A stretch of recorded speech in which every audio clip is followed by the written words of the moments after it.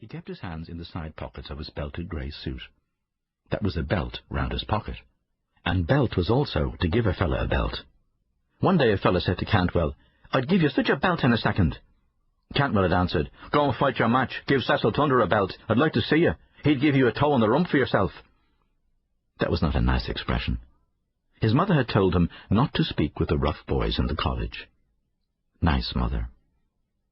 The first day in the hall of the castle, when she had said goodbye, she had put up her veil double to her nose to kiss him, and her nose and eyes were red. But he had pretended not to see that she was going to cry. She was a nice mother, but she was not so nice when she cried. And his father had given him 2 5-shilling pieces for pocket money, and his father had told him if he wanted anything to write home to him, and whatever he did, never to peach on a fella. Then at the door of the castle the rector had shaken hands with his father and mother, his soutane fluttering in the breeze, and the car had driven off with his father and mother on it. They had cried to him from the car, waving their hands. "Goodbye, Stephen. Goodbye." "Goodbye, Stephen. Goodbye." He was caught in the whirl of a scrimmage, and, fearful of the flashing eyes and muddy boots, bent down to look through the legs. The fellows were struggling and groaning, and their legs were rubbing and kicking and stamping. Then Jack Lawton's yellow boots dodged out the ball, and all the other boots and legs ran after. He ran after them a little way, and then stopped. It was useless to run on. Soon they would be going home for the holidays. After supper in the study hall, he would change the number pasted up inside his desk from 77 to 76. It would be better to be in the study hall than out there in the cold. The sky was pale and cold, but there were lights in the castle. He wondered from which window Hamilton Rowan had thrown his hat on the ha-ha, and had there been flower beds at that time under the windows. One day, when he had been called to the castle, the butler had shown him the marks of the soldiers' slugs in the wood of the door, and had given him a piece of shortbread that the community ate. It was nice and warm to see the lights in the castle. It was like something in a book. Perhaps Leicester Abbey was like that. And there were nice sentences in Dr. Cornwell's spelling book. They were like poetry, but they were only sentences to learn the spelling from. Wolsey died in Leicester Abbey, where the abbots buried him. Canker is a disease of plants, cancer one of animals. It would be nice to lie on the hearthrug before the fire, leaning his head upon his hands, and think on those sentences. He shivered as if he had cold, slimy water next his skin. That was mean of Wells, to shoulder him into the square ditch because he would not swap his little snuff-box for Wells's seasoned hacking chestnut, the conqueror of 40. How cold and slimy the water had been. A fellow had once seen a big rat jump into the scum. Mother was sitting at the fire with Dante, waiting for Bridget to bring in the tea. She had her feet on the fender, and her jewelly slippers were so hot, and they had such a lovely warm smell. Dante knew a lot of things. She had taught him where the Mozambique Channel was, and what was the longest river in America, and what was the name of the highest mountain in the moon. Father now knew more than Dante, because he was a priest, but both his father and Uncle Charles said that Dante was a clever woman and a well-read woman. And when Dante made that noise after dinner, and then put up her hand to her mouth, that was heartburn. A voice cried far out on the playground, "All in!" Then other voices cried from the lower and third lines, "All in, all in!" The players closed round, flushed and muddy, and he went among them, glad to go in. Rhodey Kickham held the ball by its greasy lace. A fellow asked him to give it one last, but he walked on without even answering the fellow. Simon Moonan told him not to, because the prefect was looking. The fellow turned to Simon Moonan and said, "We all know why you speak. Your Medlades suck." Suck was a queer word. The fellow called Simon Moonan that name because Simon Moonan used to tie the prefect's full sleeves behind his back, and the prefect used to let on to be angry. But the sound was ugly. Once he had washed his hands in the lavatory at the Wicklow Hotel, and his father pulled the stopper up by the chain after, and the dirty water went down through the hole in the basin. And when it had all gone down slowly, the hole in the basin had made a sound like that. Suck. Only louder. To remember that, and the white look of the lavatory, made him feel cold and then hot. There were 2 cocks that you turned, and water came out, cold and hot. He felt cold, and then a little hot, and he could see the names printed on the cocks.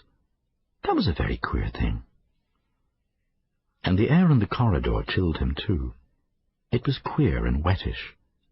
But soon the gas would be lit, and in burning it made a light noise like a little song, always the same. And when the fellow stopped talking in the playroom, you could hear it. It was the hour for sums. Father Arnall wrote a hard sum on the board, and then said, "Now then, who'll win? Go ahead, York! Go ahead, Lancaster!"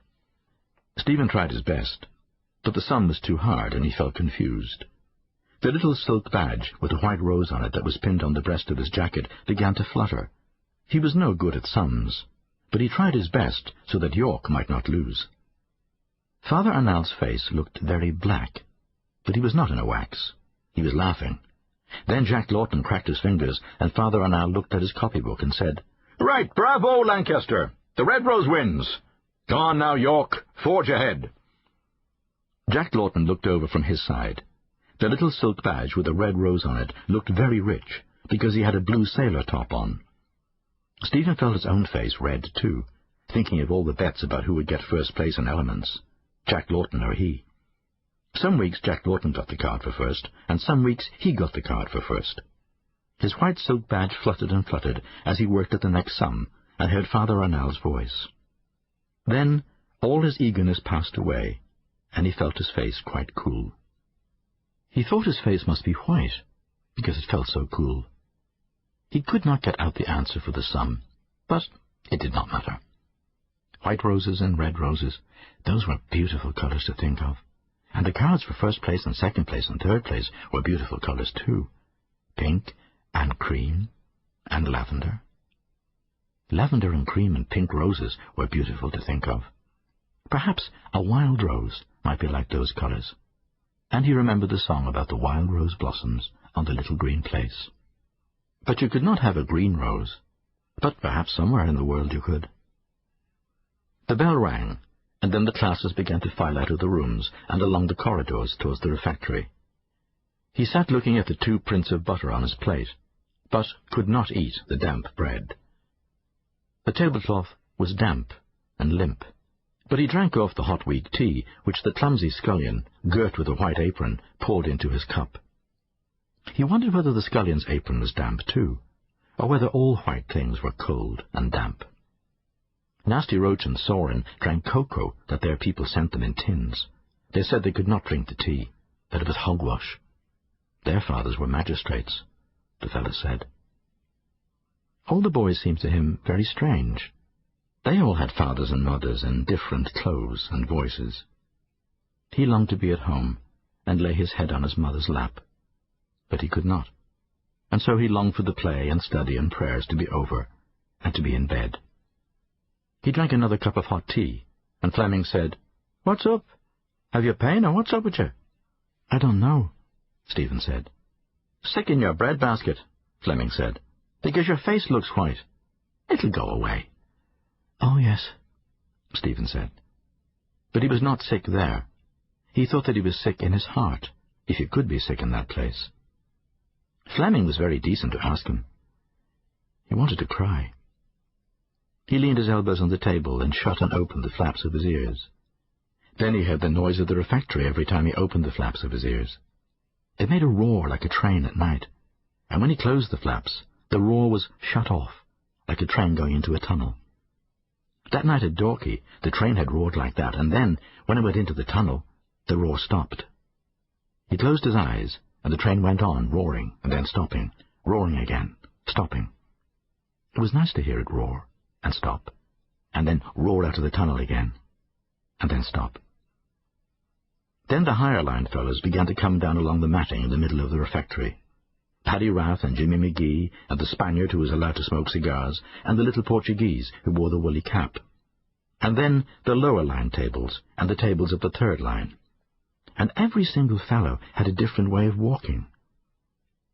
He sat in a corner of the playroom, pretending to watch a game of dominoes, and once or twice he was able to hear, for an instant, the little song of the gas. The prefect was at the door with some boys.